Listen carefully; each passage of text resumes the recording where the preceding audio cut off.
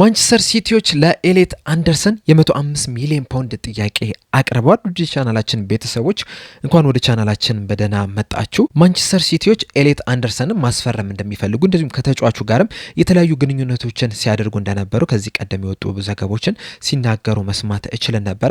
አሁን ላይ ደግሞ ለኖቲንግሃም ፎረስት በቃል ደረጃ ጥያቄ እንዳቀረቡ ተዘግቧል። ይህም በቆይታችን የምንመለከት ይሆናል። እግር ኳስ ግን ወዴት ነው እያመራ ያለው? ሀሳብ አስተያየታችሁ እንዳለ ኮሜንት ላይ በመጻፍ እንድታሳውቁኝ፣ ሰብስክራይብ፣ ላይክ፣ ሼር ያደርጋችሁም የቻናሉ ቤተሰብ እንድትሆኑ በአክብሮት እጠይቃለሁ። አሁን በቀጥታ ወደ ፕሮግራማችን የምናቀና ይሆናል። አብራችሁን ቆዩ። ከ17 ዓመት በፊት 2009 ላይ ሪያል ማድሪዶች ክርስቲያኖ ሮናልዶን ከማንቸስተር ዩናይትድ በ80 ሚሊዮን ፓውንድ ማስፈረም ችለው ነበር። ይህ ሂሳብም እንግዲህ በወቅቱ የዓለም ሪከርድ መስበርም ችለው ነበረ። በዛ ሰዓት ላይ እንግዲህ ብዙ ክለቦች ይህን ያህል ገንዘብ ለማውጣት የማይደፍሩበት ወቅት ነበረ። ብዙ ተጫዋቾችም ከ40ና ከ50 ሚሊዮን ፓውንድ በላይ ሲወጥባቸውም አንመለከትም ነበረ። አሁን ላይ ግን ነገሮች እንዳለ የተገላቢጦሽ ሆኗል። በጣም ርካሽ የሚባሉት አይችልም የሚባሉ ተጫዋቾች ራሱ በ30ና በ40 በ50 ሚሊዮን ፓውንድ ሲሸጡ እየተመለከትን ነው የምንገኘው። ከአቬሬጅም ትንሽ ሻል ያለው ተጫዋቾች ደግሞ በ80 ሚሊዮን ፓውንድ በ90 ሚሊዮን ፓውንድ ሲሸጡ መመልከት አሁን ላይ ኖርማል እየሆነ እየመጣ ነው የሚገኘው። ባለፉት ጥቂት ዓመታት እንኳን ራሱ የተለያዩ ተጫዋቾች ከ100 ሚሊዮን ፓውንድ በላይ ሲሸጡ መመልከት እችለናል። አሁን ላይ ደግሞ ማንቸስተር ሲቲዎች ኤሌት አንደርሰንን ከኖቲንግሃም ፎረስት ለማስፈረም 105 ሚሊዮን ፓውንድ እንዳቀረበው እየተዘገበ ይገኛል። ይህ ብቻም አይደለም፣ እየታየ የሚጨመርም 15 ሚሊዮን ፓውንድ ለኖቲንግሃም ፎረስት ለመስጠትም ዝግጁ እንደሆኑ ጥያቄም እንዳቀረቡም ነው እየተነገረ የሚገኘው።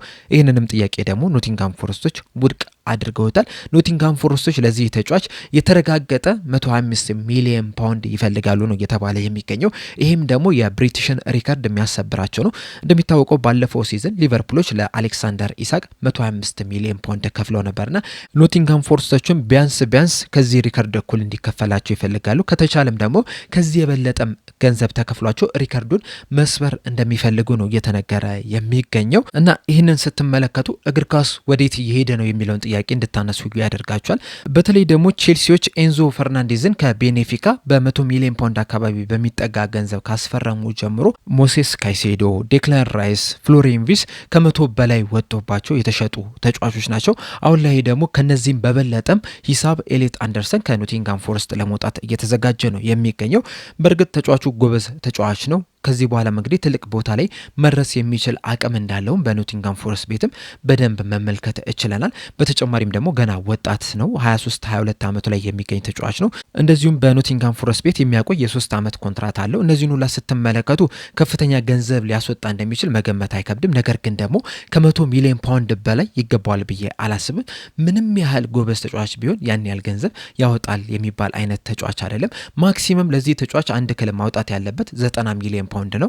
ከ80 እስከ 90 ሚሊዮን ፓውንድ ድረስ ካወጡ በቂያቸው ነው እንጂ 120 ሚሊዮን ፓውንድ የሚገባው ተጫዋች አይደለም። የሚያስገርመው ደግሞ ኖቲንግሃም ፎረስቶችም ይህንን ጥያቄ ለመቀበልም ፍቃደኛ አይደሉም። 125 ሚሊዮን ፓውንድ ይፈልጋሉ ነው እየተባለ የሚገኘውና ይህን ያህል ገንዘብ ለኤሌት አንደርሰን የሚገባው ተጫዋች አይደለም። በእርግጥ በእንግሊዝ ውስጥ ከአንድ ክለብ ወደ ሌላ ክለብ በሚዘዋወርበት ጊዜ የታክስ ጭማሪዎች ምናምን ስላሉ ከሌላ ሊግ ከሚመጡ ተጫዋቾች አንጻር ጭማሪ ሂሳብ ይጠየቁባቸዋል። እንደዛም ቢሆንም ግን ለኤሌት አንደርሰን ይህን ያህል ገንዘብ አይገባውም።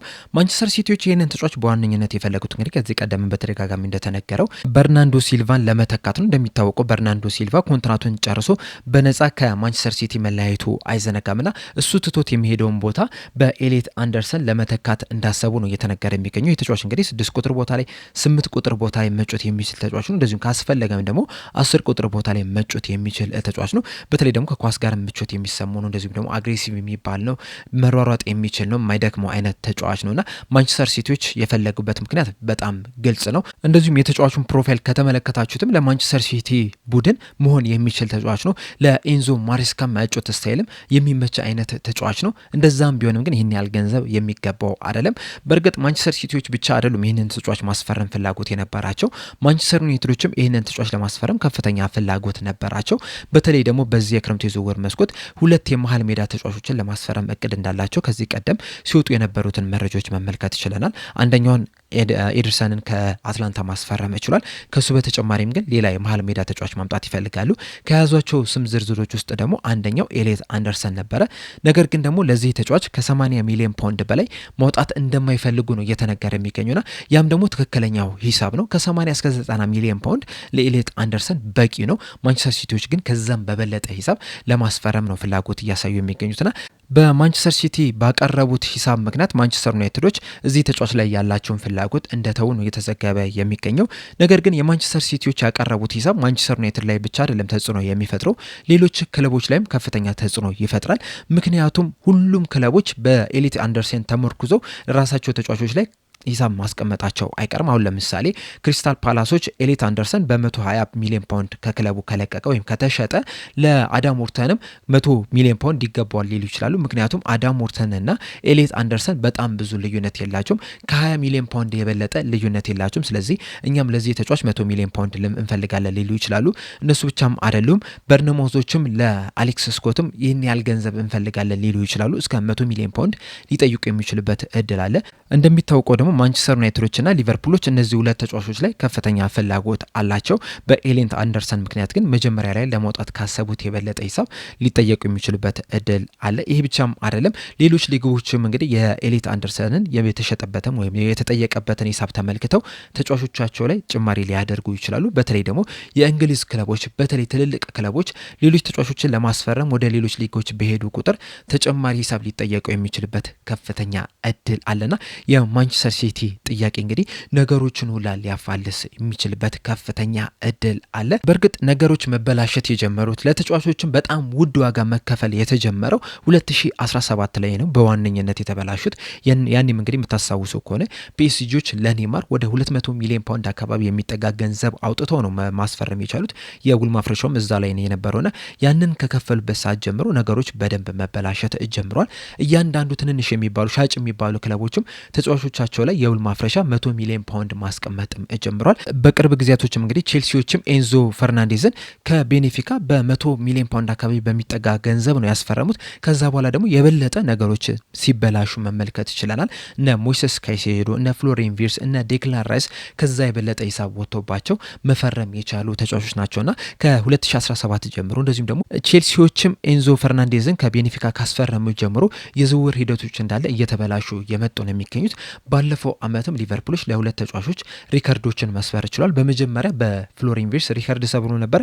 ከዛም እንግዲህ የዝውውር መስኮቱ ሳይዘጋም በአሌክሳንደር ኢሳቅ የብሪቲሽን ሪከርድ መስበር ችሏል። ከዚህ በኋላም እንግዲህ ይህ ሪከርድ በቅርቡ ይሰበራል ተብሎ ይጠበቃል። ምናልባትም በዚህ የክረምቱ የዝውውር መስኮትም የብሪቲሽ ሪከርድ መሰበሩ አይቀርም። ይህ ብቻም ሳይሆን በቀጣይ አመታት ውስጥም እንግዲህ ለፒኤስጂዎች ለኔማር ያወጡት 200 ሚሊዮን ፓውንድም ሪከርድም ራሱ ሊሰበር ይችላል። እንደሚታወቀው በዚህ ሰዓት ላይ እንግዲህ በአለማችን ላይ እስካሁን ድረስ በውድ ዋጋ የተዘዋወረው ተጫዋች ኔማር ነው። ነገር ግን ይሄ ሪከርድ በቅርቡ ይሰበራል ተብሎ ነው የሚጠበቀው። በዋነኝነት ደግሞ በእንግሊዝ ፕሪሚየር ሊግ ክለቦች ይሄ ሪከርድ ሊሰበር የሚችልበት ከፍተኛ እድል አለ። እግር ኳስ እንግዲህ በዚህ ሰዓት ላይ ወደ አልተፈለገ አቅጣጫ ነው እየሄደች የሚገኘው። ምክንያቱም ክለቦች በጣም ከፍተኛ ሂሳብን ለአንድ ተጫዋች ባወጡ ቁጥር ጫናው የሚመጣው ተመልካቹ ላይ ነው። ምክንያቱም ክለቦች ለተጫዋቾች ሂሳብ ባወጡ ቁጥር ከሌላ ቦታ ይህንን ሂሳብ ከቨር ማድረግ መቻል አለባቸው። በእርግጥ ብዙ ስፖንሰሮች አሏቸው። ነገር ግን ደግሞ የክለብ ባለቤቶች ይህን በቂ ነው ብለው ስለማያስቡ የትኬት ጭማሪ ሊያደርጉ ይችላሉ። ያ ደግሞ ተመልካቹ ላይ ተጽዕኖ ይፈጥራል። የቲቪ ራይት ላይም ጭማሪ ይደረጋል። ያ ደግሞ በሜዳ ላልሆነ ወይም ደግሞ በሌላ ቦታ ሆኖ በቲቪ ለሚመለከትም ተመልካችም ጫና ይፈጥርበታልና እንደዚህ አይነት ነገሮች እየጨመሩ በሄዱ ቁጥር ተመልካቹ ላይ ከፍተኛ ጫና ይኖራል። ያ ደግሞ እግር ኳስ ደጋፊ አልባ እንድትሆን ሊያደርጋት ይችላል። በቅርቡ እንኳን በዓለም ዋንጫው ላይ እየተከሰተ ያለውን ነገር ስንመለከት ደጋፊዎች ወደ ሜዳ ለመግባት ወደ ስቴዲየም ለመግባት ወደ $1000 አካባቢ የሚጠጋ ገንዘብ እየተጠየቁ ነው የሚገኙ። ይሄ ደግሞ በተለይ ሰርቶ አደር ለሆነ ሕዝብ የሚመች አይደለም እና ምናልባትም ከዚህ በኋላ በስቴዲየሞች ላይ ልንመለከት የምንችለው ቱሪዝም ደጋፊዎችን ብቻ ሊሆን ይችላል እንጂ የዛው አካባቢ ተወላጆች እንደዚሁም ደግሞ ሰርቶ የሚያድሩ ሰዎችን በስቴዲየም ላንመለከት እንችላለን። ያ ደግሞ የእግር ኳስ ድባቡን ያጠፋልና አሁን ላይ ክለቦች እየሄዱበት ያለው መንገድ ተገቢ አይደለም። ለአንድ ተጫዋች 120 ሚሊዮን ፓውንድ 125 ሚሊዮን ፓውንድ ከሚያወጡ ይልቅ ሌሎች አማራጮችን መጠቀም መቻል አለባቸው። ለምሳሌ ከሌሎች ሊጎች አምጥተው እዛው ክለባቸው ውስጥ ማጎልበት፣ ካልሆነም ደግሞ ወጣት ተጫዋቾችን እያመጡ ወይ የአካዳሚው ቡድን እያሳደጉ ወደ ዋናው ቡድን እንዲበቁ ማድረግ መቻል አለባቸው። ለዚህ ደግሞ ምሳሌው ደግሞ ባርሴሎናዎች ናቸው። ባርሴሎናዎች በጣም ውጤታማ በነበሩበት ስኬታማ በነበሩበት አመታት አብዛኞቹ የስኳድ ተጫዋቾች የሚመጡ የነበሩት ከላማሲያ ነው። ወሳኝ የሚባሉ ተጫዋቾች ከላማሲያ ያደጉ ነበሩ። ሩቅ እንኳን ሳንሄድ በተጠናቀቀው ሲዝን ባርሴሎናዎች የላሊጋ ዋንጫ ማንሳት ይችላል። በዛ ቡድን ውስጥ ደግሞ ወሳኝ የሚባል ተጫዋች የነበረው አንደኛው ላሚን ያማል ነው። ይህም ተጫዋች ደግሞ ከላማሲያ ያደገ ነው። ከሱ በተጨማሪም ጋቪም ከላማሲያ ያደገ ተጫዋች ነውና ወሳኝ ተጫዋቾቻቸውን ከላማሲያ ነው የሚያሳድጉ። ስለዚህ የእንግሊዝ ክለቦችም ይህንን ታክቲክ መጠቀም መቻል አለባቸው። እንደዛ ካደረጉ ብቻ ነው ሻጭ ክለቦች ሂሳባቸውን ቀንሸው መሸጥ የሚጀምሩት። እንደዛ ካልሆነ ግን ከዚህ በኋላም ተጫዋቾች በጣም በውድ ዋጋ ሲሸጡ ልንመለከት እንችላለን። የኤሊት አንደርሰንም በተመሳሳይ መልኩ መመልከት እንችላለን። ማንቸስተር ሲቲዎች ከአካዳሚ ተጫዋቾችን ቢያሳድጉ ኖሮ ምናልባትም ለአንድ ተጫዋች ይህን ያህል ገንዘብ አያወጡም ነበር። ነገር ግን ያንን ባለማድረጋቸው ምክንያት ለኤሊት አንደርሰን እስከ 120 ሚሊዮን ፓውንድ ለማውጣት እንግዲህ ተዘጋጅቷል። ምናልባትም ከ125 ሚሊዮን ፓውንድ በላይ ሊያወጡ የሚችሉበትም እድል አለ። የበለጠ የሚያስገርመው ደግሞ ኖቲንጋም ፎረስቶች ይህንን ተጫዋች ከኒውካስል ዩናይትድ በ35 ሚሊዮን ፓውንድ ነበረ ማስፈረም የቻሉት። አሁን ላይ እንግዲህ ከ90 ሚሊዮን ፓውንድ በላይ ለማትረፍ እያሰቡ ነው የሚገኙትና ለኖቲንጋም ፎረስት በጣም ትልቅ ስኬት ነው የሚሆንላቸው። ማንቸስተር ሲቲዎች ግን ከዚህ በኋላ ለሚኖራቸው እንቅስቃሴ ሁላ በጣም ማጤን መቻል አለባቸው። አካዳሚያቸውንም በደንብ ማሳደግ መቻል አለባቸው። ይህ ደግሞ ለማንቸስተር ሲቲ ብቻ አይደለም፣ ለሌሎችም ትልልቅ ለሚባሉት ክለቦችም በደንብ መመልከት ያለባቸው ነገር ነው ብዬ ነው የማስበው። እናንተስ? ማንቸስተር ሲቲዎች እንግዲህ ለኤሊት አንደርሰን የ120 ሚሊዮን ፓውንድ ፓኬጅ አቅርቧል። ነገር ግን ይህንን ፓኬጅ ኖቲንጋም ፎረስቶች ውድቅ አድርገውታል። በትንሹም 125 ሚሊዮን ፓውንድ እንፈልጋለን እያሉ ነው የሚገኙት እና በዚህ ዜና ዙሪያ በዚህ የዝውውር ሂደት ዙሪያ ያላችሁ ሀሳብ አስተያየት ምንድን ነው? እንዳለ ኮሜንት ሴክሽን ላይ በመጻፍ አሳውቁኝ። ለአሁን እኔ እዚህ ላይ አበቃው። እስከ መጨረሻ ደቂቃ ድረስ ስለተከታተላችሁኝ ከልብ አመሰግናለሁ። በቀጣይ በሌላ እስከምንገናኝ ድረስ ግን ሰብስክራይብ፣ ላይክ፣ ሼር ማድረግ እንዳትረሱ። ቸር ያቆየን።